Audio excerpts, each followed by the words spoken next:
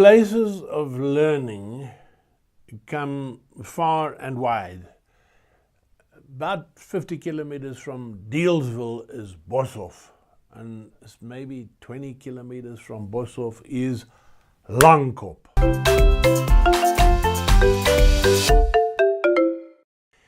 In the far West Free State a decade ago, I met amiable Hannes, gung-ho about rising to new times. He assured me, "You guys have to stop thinking of us as rough people who bully our workers. It's different now. Ask my boys, they'll tell you." So I look around for Hannes' sons. They don't seem to be here. Hannes continues. I tell them, "Boys, it's different now, hey? All about equal human respect." And they tell me, "Ja, Baas Hannes, that's right." The race police would doubtless klutz at Baas Hannes' terminology. Blatant echoes of racism hanging over shamelessly.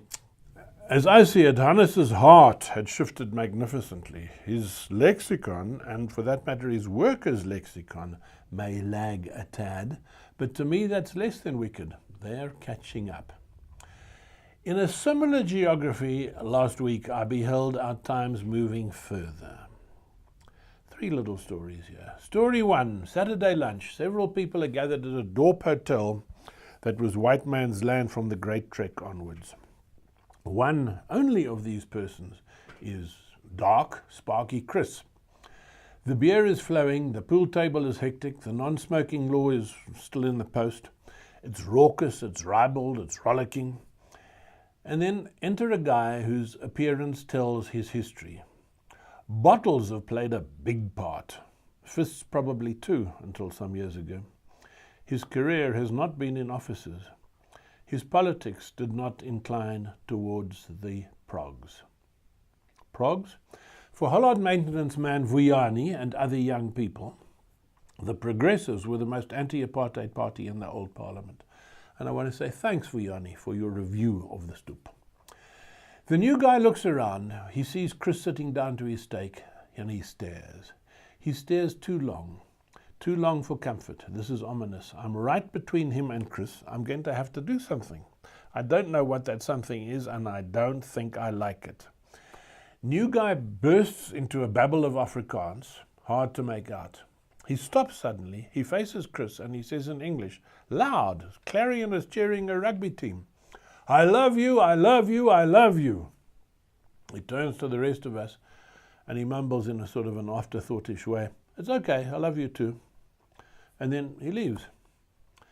There may be many theories of what that was about, but I don't think that there's a sordid one. Story 2. We stay in a boutique hotel with an extraordinary difference. It is built to look like a shanty village.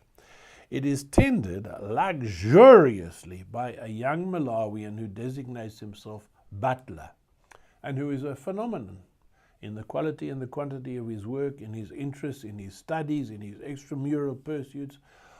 Also, his respect to his clients. He is very respectful. He is extremely respectful. He is too frickin' respectful altogether. He addresses each of us as master 3 times per every sentence. This causes debate. Is it a mitigation that he is entirely unracial about his master? Can we see master as a male version of fairly innocuously, racelessly respectful madam? No. However we soften it, we cringe at the very word master. And its whole obsequious history all comes flowing back. Several people try demastering. One gets the storytell response to "Don't call me master," which is "Yes, master."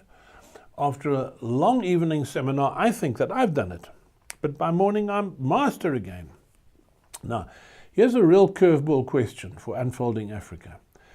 Does the aspiration to be a butler, not just an amorphous higher hand, a butler, does that require masters and not just Freds and Petes and Joes?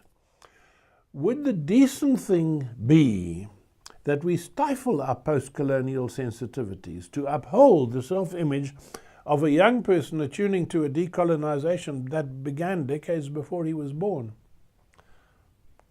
Hard question. Story 3.